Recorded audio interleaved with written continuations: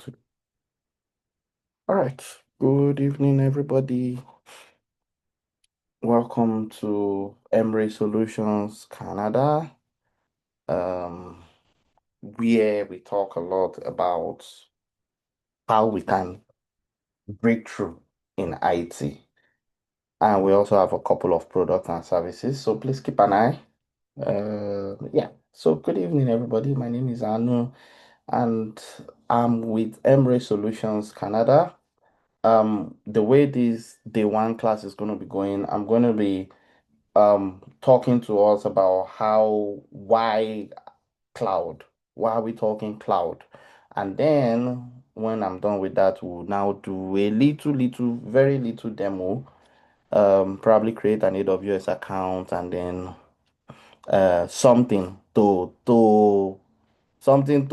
whet your appetite on what you can do with cloud, right? So let's go. I don't envisage this entire class will be more than 2 hours, so I may be fast because after the presentation is the actual creation of AWS account and everything.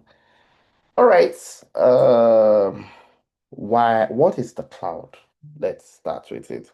We have heard a lot of things about cloud. Google Drive is cloud. Microsoft OneDrive is cloud. Dropbox is cloud. AWS is cloud. Microsoft Azure is cloud. GCP is cloud. We have cloud everywhere. What is actually cloud? And I think we'll get there. We'll get there. Or maybe not. Let me check the slides. Maybe somebody deleted this my slide of what is the cloud. Okay, it's not there. So I'll just use my mouth to explain what is the cloud. So the cloud basically is a compilation of physical servers that anybody can connect to from any part of the world. That's just what the cloud is. So cloud basically offers compute, offers storage, and offers database, right? And we'll talk a little bit more about how, because of course I know everyone here, how the cloud, how does cloud apply to everybody's field? Why do you need to learn the cloud, right? But basically, what the cloud is, the iCloud that you know, the Microsoft OneDrive, the Google Drive, the Dropbox, yes, they are cloud, but they are actually cloud storage. That's what they are. They are just storage. They are infrastructure that have been built so that you can store your data in the cloud. But that is not all that is in the cloud. Like I mentioned, there is cloud storage, there is compute, and there is databases. So what is compute? Compute basically means um so before now, if you are from where I'm from, I think most of the people here are from where I'm from. I mean where I was born, right? You would hear people talking about server rooms, right? Server rooms in banks, in probably hospitals, in probably offices, server rooms, server room, server room. That server room, it's usually the coldest room in the organization. It's very cold, very cold. I remember when I was working in Nigeria, our server room was very cold. Even if you are sweating in your office, the server room must be hot. It must be cold. They bastardize the place with air conditioning and everything. Server room, server room, server room, right? And what the server room does, it's what hosts all the infrastructures that you use in the office, your mail server, your storage, your databases, your applications, and all of those things, your network infrastructure, and all of those things. That's your server room, right? Now, think about it. When COVID happened, how many people could actually go to their offices to go to that server room? You have a server room, no doubt. When you go into the office, you have a shared drive waiting for you on your computer. You have all of those things you get, right? But when COVID happened, nobody could go out. Yet work had to go on. Work had to go on, and this is why cloud now became popular. Cloud became, in my words, democratized. So what now happened is that let me use GTB for example. GTB has, I don't know, maybe 1,000 branches in Nigeria or something, and each of those branches have a server room, right? So 1,000 server rooms. Let's say each server room has, even if it is four servers, that means GTB maintains 4,000 servers, right? To maintain infrastructure, maintain these, maintain application, maintain that, right? Now, what the cloud literally means is that a company comes up, right, and says, I want to build a data center that is going to have 30,000 servers, and I will be renting it out to people. That's just what the cloud is. So a company comes and says, in Canada, I'm going to build a data center that is going to have 50,000 servers. And I'm going to eliminate the concept of server room from people's minds. And I'll just tell you, you pay by the hour, and there's no hold, nothing is holding you down. You can move anytime, you can move your data anytime you want. You pay by the hour. Now let's look at, I think I'm going too much into the lectures, and I wanted to do the presentation, but let's look at what's it called? Sorry, I lost my line of thoughts. Let's look at GTB that we were looking at, right? To maintain one data center, you're going to have to pay for the AC, you're going to have to pay for electricity, you're going to have to pay for to buy the servers themselves, which are not cheap. You're going to have to pay for the networking and all of those things. Now, what a cloud provider is going to tell you is out of this, my 50,000, I can give you 1,000. You don't actually need, or GTB, you don't actually need all those 4,000 servers. You are just putting those 4,000 servers in place so that in case there's a surge, you don't need to be running around. But me, I'm telling you, just do 1,000 with me. If you have a surge and you need another 1,000, I will give you. And the beauty of it is you just pay me by the hour. You pay for what you use. So if you use this server for 8 hours and you shut it down for the remaining 16 hours, you only pay for 8 hours. And that's what the cloud is. So people now started moving all of their infrastructure plus COVID. They started moving it massively into the cloud. And that's why cloud became popular. And I know a lot of people have questions, but please just bear with me. Now, why do I need to learn about cloud infrastructure? Rapid growth in cloud technology across industries. Rapid growth. Like I said, since COVID, it's been back to back growth, back to back growth. The organization I work now, we had we use the cloud quite all right, but we still have we have two big data centers, right? And one of the projects I have between now and early next year is that we're moving the applications from that data center, we're moving into the cloud because it is difficult to maintain an on-prem data center. But that's story for another day. Increasing demand for cloud skills in the market, increasing demand enhances efficiency, scalability, and cost effectiveness. Like I said, GTB would have to maintain 4,000 servers, whether it's working or it's not working. You have to keep them on, you have to do all of those things. But if a cloud provider comes to you and say, just pay for what you use. If you don't need it, you don't need it. Don't take it. You get. So you are enhancing your efficiency, you are enhancing your scalability, you are enhancing your cost effectiveness. My first DevOps job, there was one time that I was just traveling everywhere and I was still working. I traveled to Tanzania, I was working. I traveled to Geneva, I was working. I traveled to Paris, I was working. And I was working from home. Nobody knew that I was not in Canada. My employers did not know I was not in Canada. So with that, and that's the last point, it supports remote work and global collaboration. You can now work remotely. People can now work remotely. You can that the concept of work from home has now become embraced. I used to work in CIBC. When I worked in CIBC, I just go to the office every Tuesday, once a week. And before I left, they added second Friday of the month. So that's 5 times a month. And we were working effectively, efficiently. I was in the cybersecurity department. were working, were efficient. Everybody was working. Remote work. So you don't need to be going to fifth floor to look at the data center and all of it anymore. Everything you need is in the cloud. So that's why everybody, like I usually say, everybody eventually has to learn about the cloud. So, for example, when computers came out, people thought when computers became democratized, why I need to find the right word for this, right? When computers became popular, people thought that computers were only for IT people. Now, all of us use computers. We use laptops, we use iPad, we use everything, right? That is what the cloud is going to become for all of us. That's what the cloud is going to become for all of us.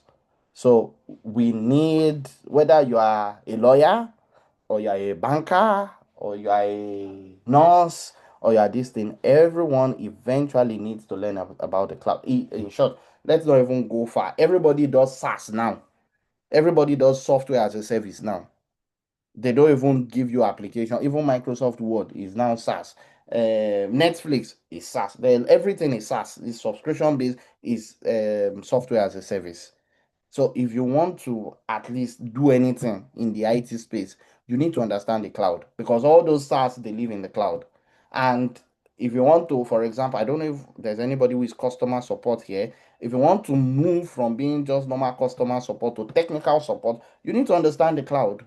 Or else the people you are escalating to will just be, in my Nigerian word, boboing you, right? So this is why we need to learn about cloud infrastructure. Now, we already know that we are here for.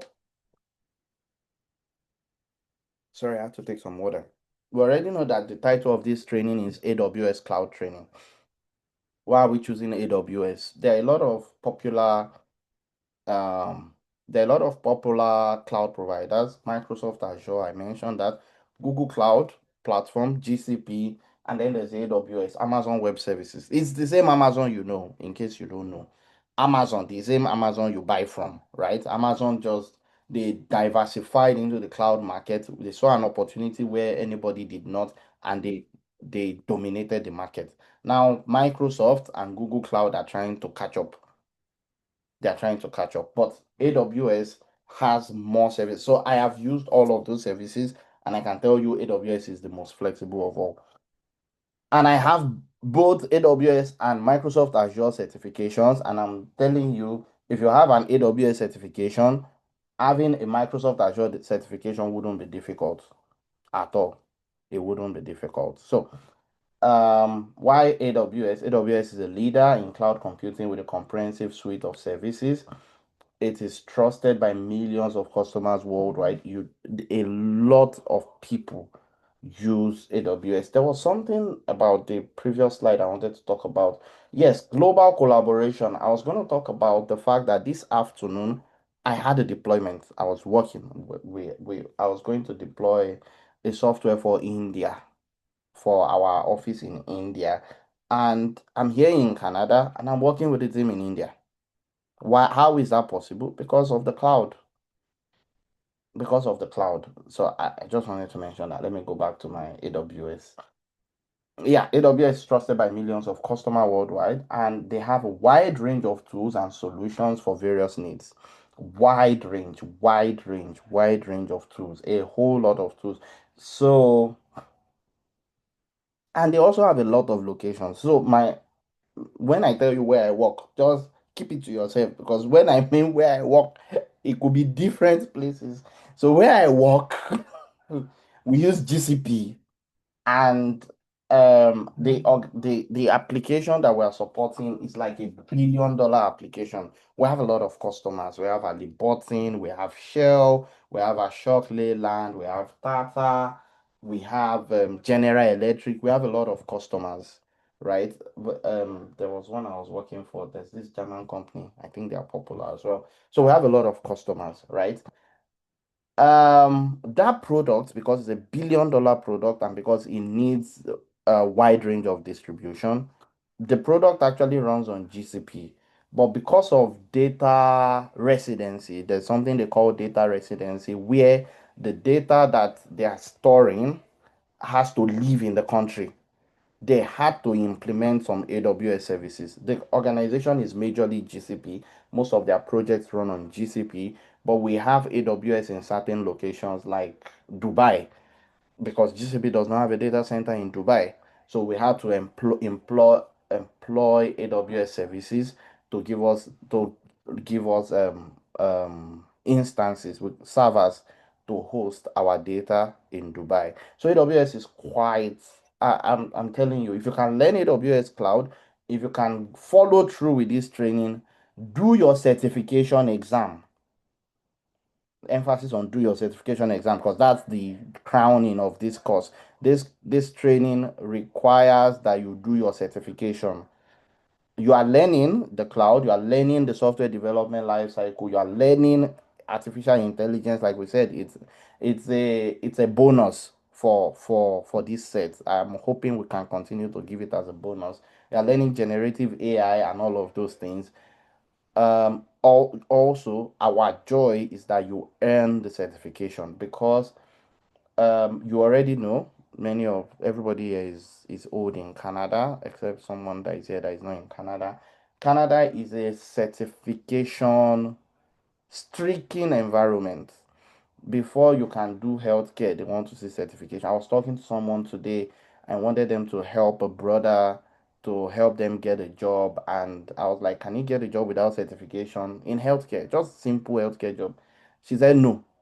She said you cannot get certification in healthcare. That anything at all, you should go and do CPR and first aid. I'm like, why is it this? And they've not even read the vulnerability check and all of those things, right? What was what am I trying to say? If you want to progress, if you want to dominate, if you want to break through, like I said, we are trying to raise an army of people who are capable, not people who are pitied, not people who got into the role by nepotism, right? You need to do the work, and certification is important. And I don't know if this is spoiling my market, but I hate to break it to you. This will not be your only certification. I will share my LinkedIn URL with you. I'll share my LinkedIn URL with you. You'll see how many certifications I have. And somebody asked me, I think about 3 months ago, guy, you are just landing certifications almost every quarter. I told the person that while I'm working to own my own organization and become influential. Can you guys still see my screen? I don't know whatever is going on. Sorry. Can you guys still see my screen? Yes, we can. Yes. Yeah, I told the person that while I am working towards becoming that should I say Bill Gates or Steve Jobs or whatever of it and all my big dreams in Canada, the employers that I want to work for right now, because I still need to have an employer. I've not gotten to that level where I can slap my employer and say I want to work for myself. They want to see the certification. They want to see the certification. So I have to keep doing it. So I'm just trying to break it to you that if you want to progress in IT, not one certification. This is just one of the many certifications that you will do. But this will help you to be able to break in. I promise you that it will help you to be able to you can make conversations. And one other thing we do at Emery Solutions is that all of the people that subscribe with us, they are family. So we don't delete them after your course is done. All of our AWS cohorts, we still talk. All the people I have trained on DevOps, we still talk. So it's not like, oh, I've trained you, bye bye. No, we still talk. Especially if you have interviews, you reach me, we figure something out, we do practice, we do all of this, right? So that's not a bad idea. We are family. All right. I think I've talked too much on this slide. So what are popular AWS features? Like I said, it's compute, storage, databases, and yes, networking.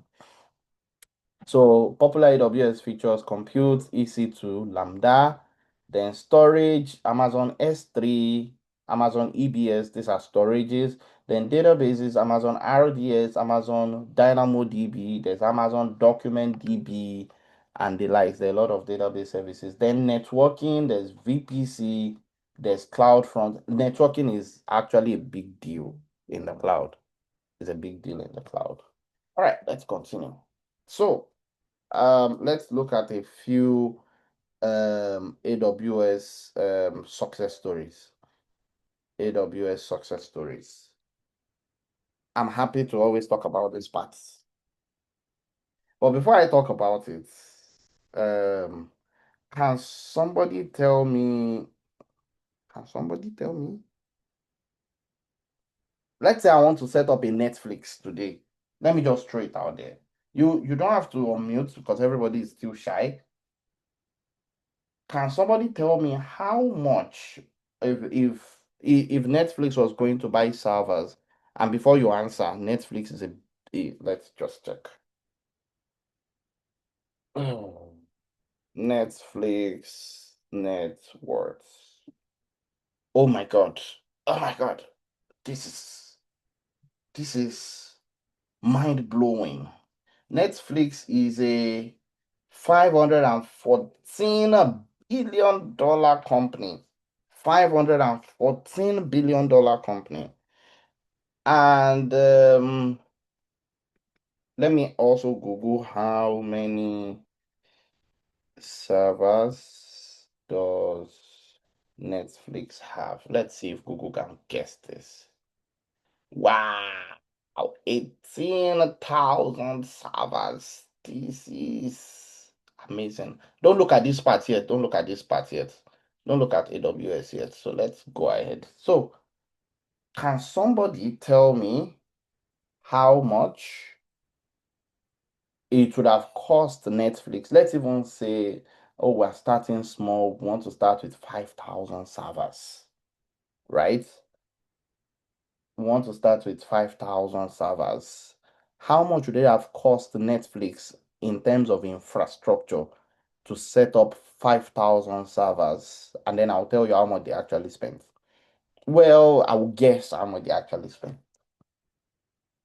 Oh yeah. Somebody in part of in on infrastructure side. Can somebody guess?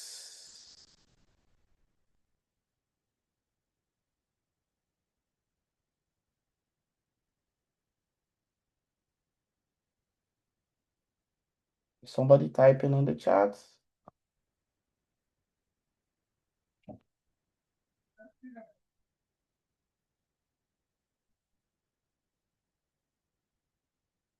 Is somebody pressing calculator? Okay. Since nobody wants to answer me, I will answer myself. I will answer myself. Oh, somebody has typed in the chat. Wow, 10 million. Once somebody said 1 million, somebody said 10 million. This is big. This is huge. 10 million. Let us do the calculation. How much does a Dell server cost? Let's see. Ah, the prices I'm seeing scare you. Ah, ah. Okay, let's hold on to this. 3,935 because this is how a server looks like, right? A data center server. This is how it looks like. Where's my calculator? Calculator. I hope I'm not boring. If I'm boring, tell me so that I'll just move to the meeting of the day. Somebody said 300 million. Wow, this is huge. Okay, so I saw 3,900, right? Let's say 4,000 because you never had that. And they are going to need 5,000 servers to start with to be distributed globally. My eyes is doing me somehow. How many zeros is this? Zero, zero. 20 million. This is 20 million. Even if they want to start small, they say if you want to start business, start small, right? Now, Netflix was going to need to be able to go live. They would need at least, apart from the amount they have to pay the developers that will develop the app, oh, right? Because Netflix is an application. On infrastructure alone, they would have needed at least $20 million. $20 million. Now, let us do mathematics. Let's do another mathematics so that I will tell you how much Netflix actually spent. How much does an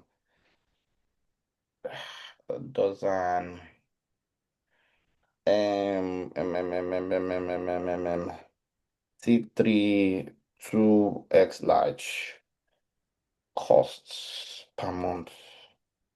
Let's see. Okay, T3 2x large. So look at this. What do you see here? $29 per month, right? Don't look at this one. 392. Don't look at this one. Let's look at 29 because I'm trying to market AWS to you. So I'll not look at the heavy one. $29 per month. So, what am I looking at? Where's my calculator? $29 per month. So that server that is supposed to be $4,000, AWS can give it to Netflix based on terms and conditions for $29 a month. And they won't even charge money until the end of the month. Remember what we said is you pay for what you use, right? $29 per month times 5,000 servers. How much is this? $145,000. This is what Netflix would have paid AWS to kick off. $145,000 for what is that their net worth again? For a $514 billion company, Netflix will only be paying $145,000 a month. Let's multiply by 1 year. $1.7 million. So if you're a businessman, if they tell you bring 20 million so that we can go and set up your infrastructure, or they say bring 1 million per year so that we can set up your infrastructure, which would you go for? Don't talk like an Igbo businessman. No. So my point is, what AWS does for Netflix is that AWS says, pay us $145,000 a month, right? And we will give you your server. We'll give you infrastructure for you to host your application.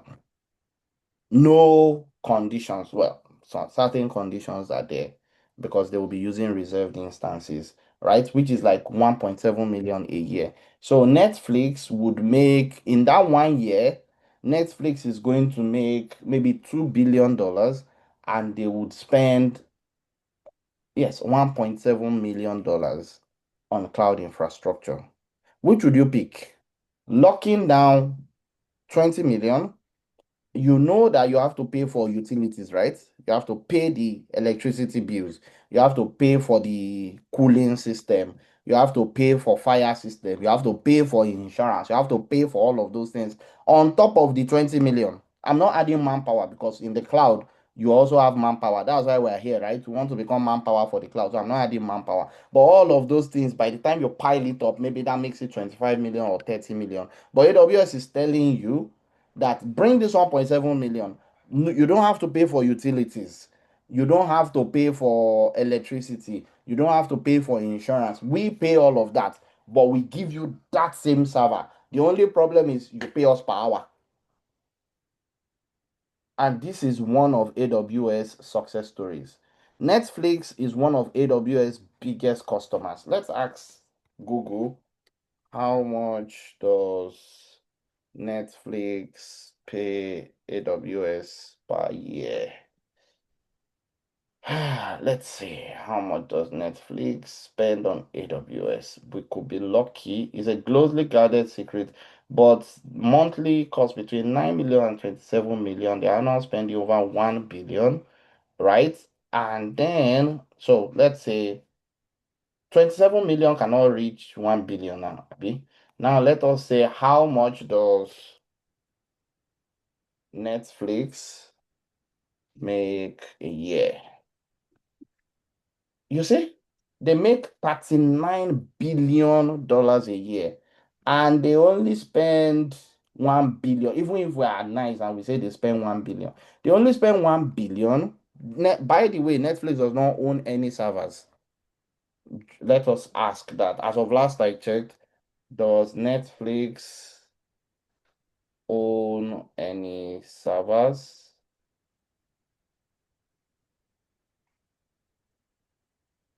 Oh, but it relies on AWS. You see, they don't own any servers.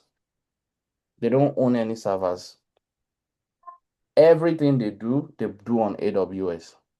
And just to wet your tongue, how much does an average cloud engineer, average Netflix cloud engineer make? Oh my God. Entry level positions, 300K to 400K. Let's move. And this is true. This is true. So, as a Netflix engineer, you can make this much. You can make this much as a Netflix engineer. So, Netflix is one of AWS success stories. I don't know. I cannot say more than that. The other one is Airbnb. Airbnb, as we know, everybody knows Airbnb, right? Airbnb, as of the last time I checked, Airbnb's net worth is 89 billion. Airbnb net worth. Airbnb net worth. Oh, wow. Airbnb has a market cap of $101 billion. And I don't know a lot of their infrastructure, but they rely a lot on AWS. So, world trusted companies rely on AWS to host their resources, their code base, their application, their infrastructure, and all of those things. NASA, I'm still going to go into that. So let me move because I want us to create an AWS account today at the very least. Netflix leverages AWS to provide its users with high quality streaming content across the globe. AWS partnership with Netflix has led to scalability. Like I said, you only pay for what you use for. So AWS has that agreement with them and say, don't worry, when you want to release, what movie did I just watch that they just released? Oh my God, I need to be watching more movies. Oh. To Kill a Monkey. To Kill a Monkey, I believe. Now, when a new movie goes out, the number of viewership will increase, right? Now, what what Netflix does with AWS is that if on a normal day, Netflix needs they use 5,000 servers to run their daily operations, but they want to release a new movie. I think there was a time they showed Super Bowl or whatever it is, and the more people connect to your application or to your website, the more load it is, right? So if you don't scale, your entire site will just go down. It will just crash, right? So what the agreement Netflix has with AWS is that whenever we need more, just automatically scale. So if we need to scale from 5,000 to 6,000, just scale this thing, right? Now, by the time the movie has gone, maybe 1 week, 2 weeks, the number of viewership has reduced, you scale it back to 5,000. Are you getting the point? So now the 1,000 is just an extra expense. But the question is, how much more money will they make with that 1,000 servers? So they don't need to keep 6,000 servers permanently. The average servers they need is just 5,000, right? So they just use 1,000 for launch. When the thing has done its time and everything, they shut down. So they don't have to pay 1 month for another 1,000 server. They just have to pay 2 more weeks. You get the point. So that's why cloud the cloud is quite interesting. Global reach. AWS extensive network of data centers enables Netflix to deliver their content with low latency to users regardless of their geographic location, and this ensures a seamless viewing experience. The movie I talked about, Somebody may be wanting to watch it in Paris, another person wants to watch it in Australia, another person wants to watch it in Argentina, another person wants to watch it in Singapore. They cannot all be watching from a data center in the US. There's something we call not latency now, buffering. Buffering. If you were in the internet age, when I was in internet age, that the thing will just show you buffering, and buffering is trying to download the content, especially YouTube, before it plays it for you, right? That's buffering. The buffering is because you are in Africa and you want to pull data from US, so it has to download before it can play it for you. But what AWS does is AWS puts a data center in South Africa, and so instead of you to pull from the US, come and pull from South Africa or come and pull from Lagos. They don't have a full data center in Lagos, but they offer something and they say come and pull from Lagos. You get that way they can deliver their shows and there wouldn't be that concept of buffering or high latency. And then innovation and agility. Because of AWS, Netflix can rapidly deploy and test new features. They can look at new things. What can we add? What can we add? Because they are using AWS, they just need to spin off new instances, do their test, shut it down. Because you pay by the hour anyways. Right. When I was working as a DevOps manager in National Bank, our lower environment, we only used to run it from 7 a.m. to 6 p.m. or 7 a.m. to 7 p.m. Then we shut it down for the night. So that saves us money. So instead of us to keep it running 24 hours, we shut it down. We have an automated Lambda script, which you are going to learn here, that shuts down your server in the night. Does that make sense? Okay, yeah. And then innovation. So it has been instrumental in them maintaining their competitive edge in the streaming industry. Airbnb is a platform that connects travelers with their host offering lodging and everything. By using AWS, Airbnb avoids the capital expenses associated with maintaining their own data centers. So they put it from AWS pay as you go, and Airbnb they only pay for what they use. So Christmas period, summer period, demand is high. Airbnb needs to scale more. AWS is there, they just give them more resources, right? If Airbnb were maintaining their own data centers and they were already reaching capacity, they will have to go and buy from Amazon or buy from Best Buy or buy from wherever somebody supplies, somebody connect and everything. And then when the peak period goes, what happened to the server? But with AWS, you can scale in a minute. You will learn all of these things. Auto scaling is a norm, and you will learn all this class is going to be practical. It's going to be practical, not just this is probably the only time I'll be speaking too much.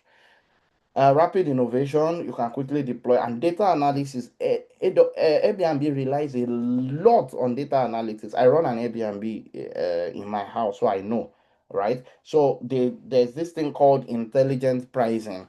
They run on data a lot. If they see that the traffic is high, they increase the cost of the locations everywhere. When they see the traffic is low, they reduce it. And that they are able to do it because they have the data. The data is monitoring the traffic, the data is looking at everybody is doing, and it also helps Airbnb improve their offering and improve overall user experience. Then NASA is more on high performance computing side. So if you know anything about satellites or the moon or Mars and all of those things, you need for you to be able to analyze the data, the images that are coming from there, you need high computers, high performance computers. And those high performance computers can be very expensive, right? So what NASA does is that instead of them to keep 200,000 high performance computers, which will only analyze 5 minutes a day, analyze an image 5 minutes a day, and then they don't need it anymore. What they do is they will just keep the number of servers they need. When they need to do hard work, they will start up, spin up the instances with what's it called, with AWS, right? And then do whatever they want to do, 1 hour, 2 hours, 3 hours, then shut it down. Then they don't need to pay a lot to set up because what they are using you can rent by the hour. It's just like saying I want to travel. I live in Toronto. I want to travel to California and I'll be there for 2 weeks. And because I'll be in California for 2 weeks, I want to go and buy a car. There's no need to buy a car, right? Just rent a car, use the car for 2 weeks. After 2 weeks, return the car and then come back home. That's the concept of Amazon Web Services and all cloud services. And what NASA also does is they use it for collaboration. So, for example, NASA wants to deal with NASA is in America. They want to deal with their European counterpart in Spain, for example. You don't before you can send, let's say, 10 terabyte of data, it's going to be a lot of work. But what they can do is I already have the 10 terabyte of data sitting in my environment. I just have to give the government of Spain access to it for 2, 3 minutes, do whatever they want to do, and I cut their access. So it's easier. It's now easier for you to collaborate. It's now easier for you to do all of those things. You see, AWS enables NASA to share and collaborate with researchers and scientists worldwide. This fosters collaboration and accelerates scientific discoveries. For example, NASA's Earth Observing System Data and Information System uses AWS to make Earth science data accessible to researchers and the public. So these are the people that use AWS. I'm almost done. How can AWS Cloud help me as a non-tech person? It will help you simplify your everyday task with user-friendly services. You can do a lot with AWS. Let's just leave it at that. It automates routine processes and saves your time. People who know me know that I like automation. Then it offers you data tools for data storage, for analysis and sharing.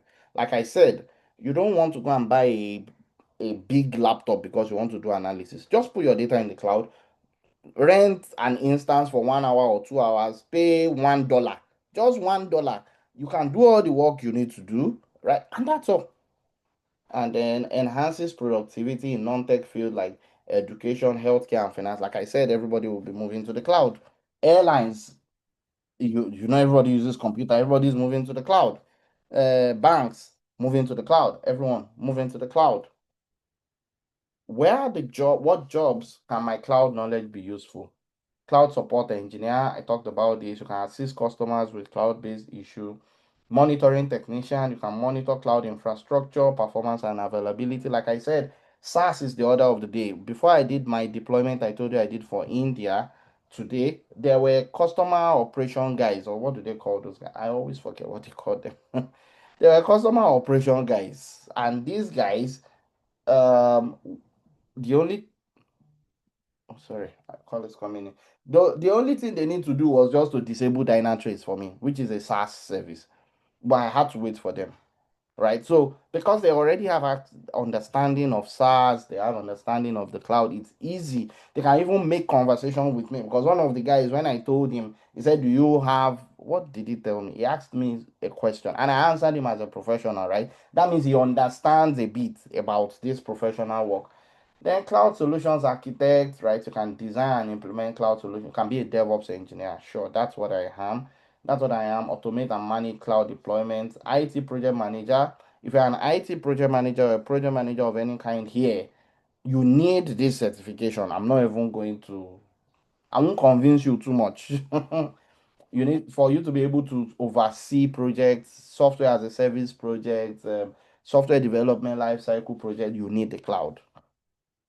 Data analyst, you can use a lot of cloud resources for your data analysis and reporting, a whole lot of them. You can be a security specialist, implement and manage cloud security measures. You can be a service delivery lead, ensure delivery of cloud services to customers. You can be a cybersecurity specialist. I told you guys I worked in CIBC as a cybersecurity guy, but I got the job because of my cloud experience. I wasn't a security guy before. Now I'm interested in doing security, but I got that job because I was a cloud person. You can protect cloud environment from threats and breaches. Software developer, you can build and deploy applications using cloud technologies. So if you're a software developer here, you need this. If you are a software developer and you have not used the cloud yet, what's the word they used to say in Nigeria? Oh, you are not correct. No pun intended, though. Database administrator, you can manage and optimize cloud-based databases. Um, And then cloud consultants, you can provide expertise and advice on cloud strategy and implementation, cloud sales engineer, cloud network engineer, cloud trainer or instructor like me. Maybe if you do well, you'll probably be the one teaching the next cohort. business analyst, you can be a product manager, because a product manager, I was telling somebody who is here, I believe, that there was this product manager or scrum master that my DevOps engineers used to cheat a lot because she didn't have any form of knowledge that could help her.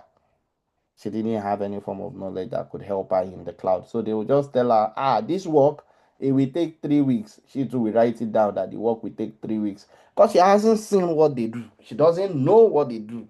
Right? But if you are a product manager here and you are able to understand a little bit of hands-on, you do the exam, you pass, man. When you show up, they will know that we cannot lie to this person, no. Right? Well, then systems administrator, then technical support specialist, and then cloud financial analyst. This financial part, so financial part is so let me not say AWS used to collect too much money, right? But because cloud is easy, right, and organizations have money, their engineers try to keep cloud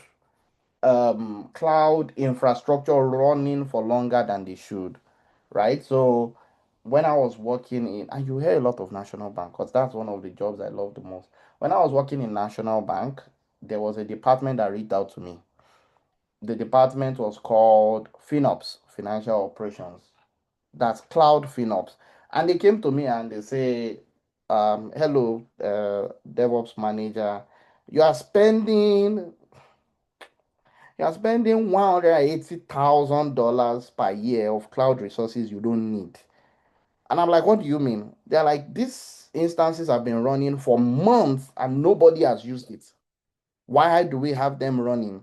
And then they escalated to the higher levels, and those ones reached out and they're like, you need to shut it down, shut it down, shut it down. And I won't tell you the rest of the story. We'll keep unraveling that story as time goes on, right? Um, but yeah, you can learn how to manage cloud costs because that's a big deal. That's a big deal. A lot of organizations they waste money. They waste a lot of money because it's easy to spin up. So before you know it, they have one my company, the company where I work, the first one or the second one, whatever you hear, we spend $50 million on cloud a year. 50 million US dollars on cloud per year. But there was one time that they reached out. So now they have become so strict because of Trump tariff and everything. So the FinOps guys are also following up badly. And they're like, no, why do we have this running? Last month we spent $20,000 on these resources. How come it's 50,000? They we ask you for question. And these guys are business guys, they're not even technical guys. You get, but because they're the ones managing the cloud resources, they will tell you that our own is to spend money. Do you need it or you don't need it? Right? Okay. What are career paths with AWS knowledge, right? Cloud practitioner, on that's your fundamental understanding of AWS, and this is what we are doing in the next 10 weeks. Cloud practitioner, solution architect, design and deploy scalable system. This is the next level. Then developer, if you want to build and maintain applications on AWS, sysops administrator, manage and operate AWS environment, data scientist, analyze data and derive insights using AWS tools, DevOps engineer, automate and optimize IT operations. What are you going to learn in this training? Week one, introduction to cloud computing, which you have started already, and AWS, core AWS services. Week two, we look at databases and networking, security and identity management. Week three, AWS management tools and monitoring, practical applications and hand-on lab, and then it goes on and on and on and on and on and on. Well, I wouldn't share the notes today. I'll share the notes in the next class because we already have a note. How can I maximize this training? Stay engaged and participate actively, take notes and review them regularly, ask questions and seek clarification, apply what you learn through hands-on practice. Hands-on practice, you have to practice what you learn. You are not just watching video. All the courses we've had, we have sessions where people will practice what they, but I could show, okay, let me not show you. Let me not show you. It's too much. Okay, let me show you. Oh my God, what has happened to my YouTube? Not my channel. Let me switch accounts. Yeah, let me switch to this one. And um, what am I looking for? My videos. My videos, and if you see here, these are all our videos though, by the way. You see how we or everything we do in these classes are. Oh, did I put this on? Okay, great. I'm looking for something. I'm looking for something. I'm looking for something. I'll find it. This one, yes. Look at it. Create an English Premiership League database with DynamoDB. This was actually one of our students that did this. He built a real world English Premier League database using an Amazon DynamoDB, AWS powerful NoSQL service, right? I can get the link and share with you, but it was actually a student that did this, that built it. It was actually a student that built it. I don't know why I keep going. You see, All right. So it was actually one of our students that did this. See, doing right. all of this. That It okay, was a that's fine. student, all of it. I Okay. didn't put my, okay, I put my hand small, but it was a student that did all of this. Premier League table, and so we have things like that. So what we do is when we do things like this, we upload it to our training, right? And then Just refresh the page, like just we upload it to our training, and then we send you the link, and we ask you if you want to put it on your LinkedIn, right? So that people would see that, oh, you are also becoming tech savvy. So we upload, we send it, and then you put it on your LinkedIn, and we have videos like this all around, right? So apply what you have learned. If you are a data person, you can use the cloud to do your data analytics and everything, then put it on your LinkedIn, right? And say, oh, I found some, you know how we used to do on LinkedIn. Now, LinkedIn is how do they put it? LinkedIn is let me not say what I want to say. But yeah, you know what I want to say. So we have things like this. Then network with your fellow participants.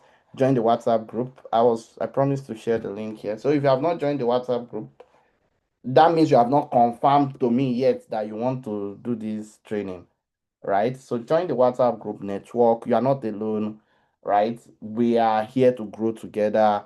And like I said, this is just the beginning. We also usually have one-on-one sessions. We also have one-on-one sessions where we talk to you and we ask you what's your plan, how do you intend to use what you have learned in what you currently do or in IT, and then we advise you. And like I said, we're family. Even if you are doing this course and you have an interview and you need me, you need us, you need the instructor, we're always available, right? We try to make everybody friends and family, right? So yeah, let's meet the instructor. Finally, the training is coming to an end. This is me. Um, my name is Anu. With 14 years in the IT space with experience as a web designer, software developer, data manager, IT project manager, cloud information security, and DevOps manager. Anu brings along a passion to see people grow and become a better version of themselves. Anu has a master's degree in information systems from the University of Liverpool distinction. Is a certified PMP, Scrum, 3 times AWS certified, solution architect, AI practitioner, cloud practitioner, which is this course, Terraform, ISC Square certified in cybersecurity and IT professional. He's also an alumni of Harvard University, where he studied data, privacy, and technology, and also studied MBA Essentials at the University of Toronto's Rotman School of Management. He loves to impart knowledge in the easiest way possible. Let me move. Let me move. Let me not say too much. I can't talk about myself.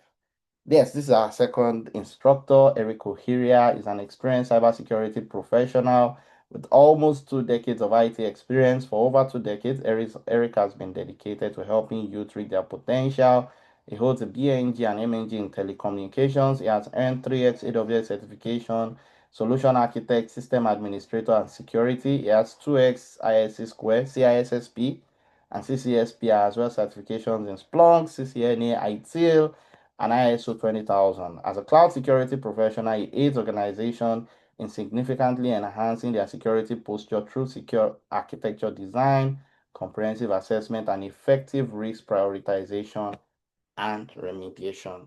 Ah, thank you for coming to my TED Talk.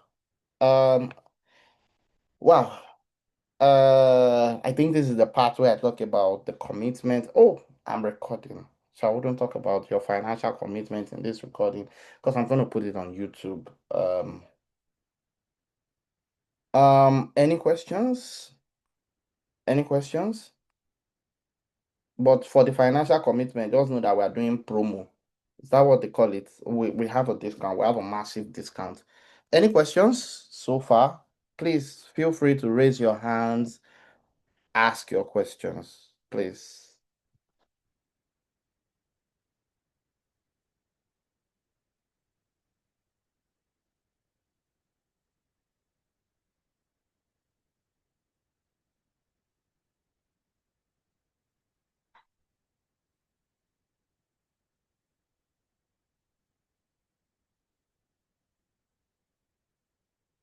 I'm waiting.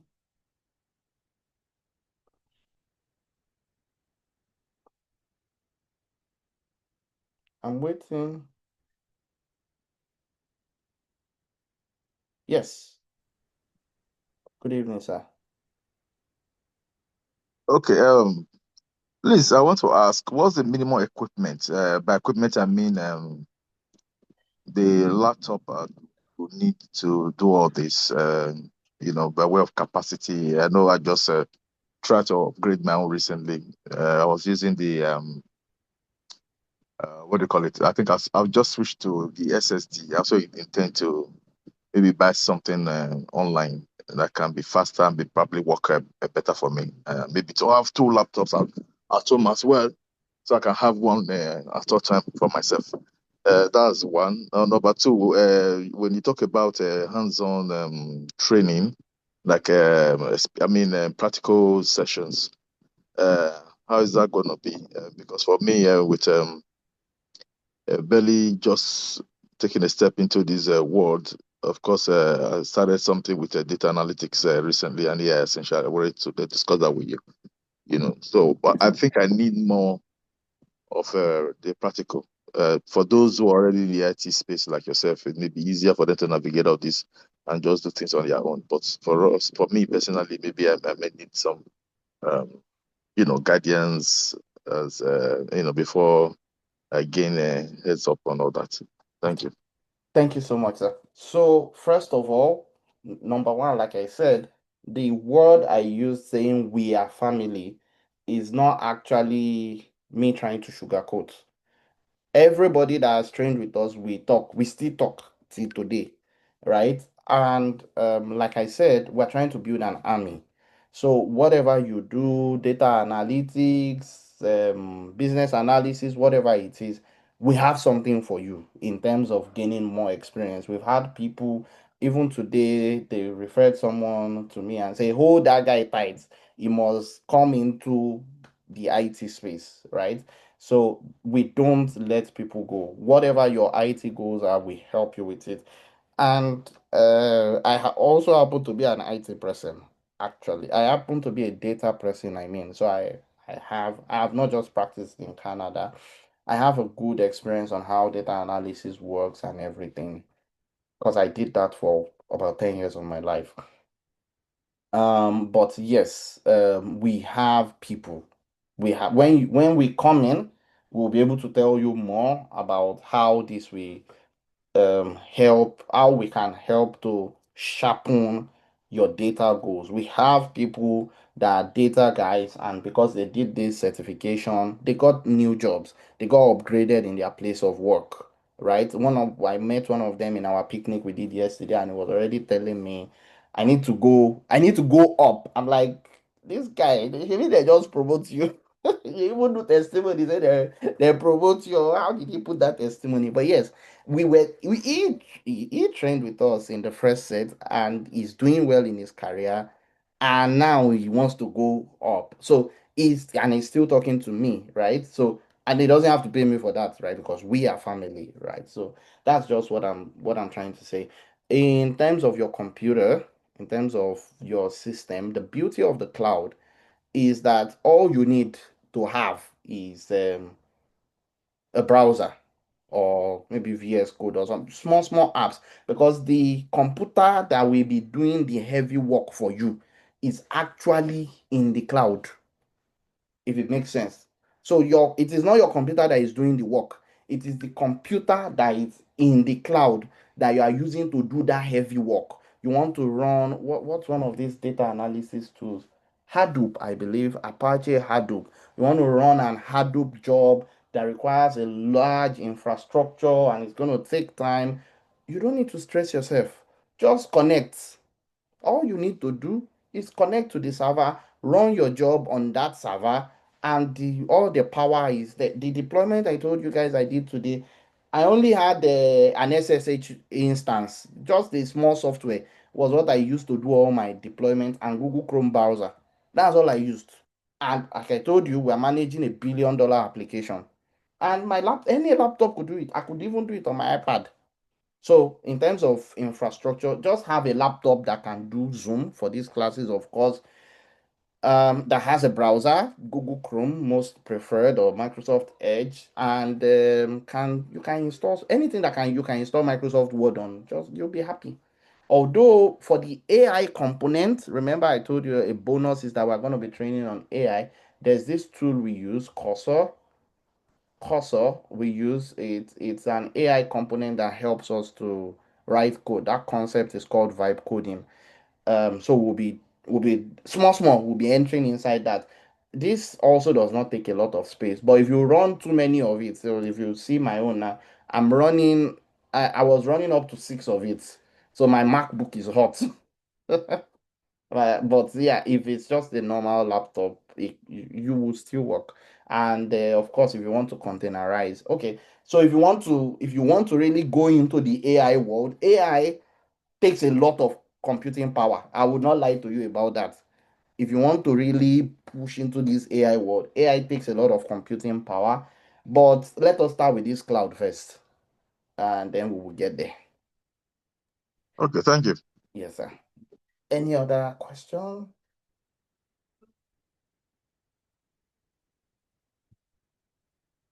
Any other question? Please ask. Please ask.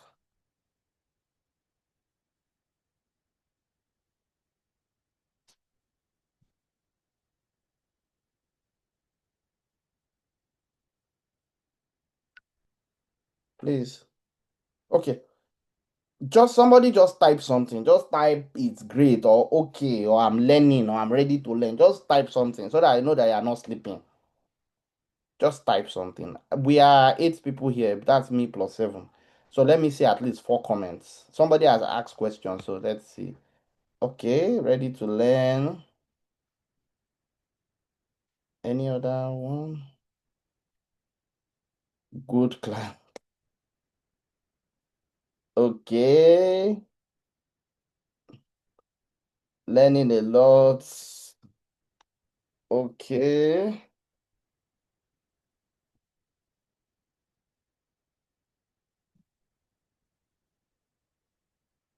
that's all. No other person.